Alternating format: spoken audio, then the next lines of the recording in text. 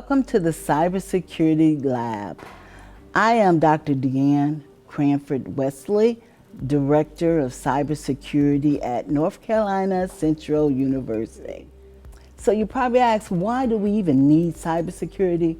Well, as you know, due to the growing threats with our infrastructure, with our computer networks, attacks are growing rapidly every day. That is one of the reasons we need cyber warriors. There are 2.5 million cybersecurity jobs available and no one to fill them. If you're interested in cyber and don't know where you fit, we have classes from the novice to the expert. So if you're interested in registering, go to www.nccu.edu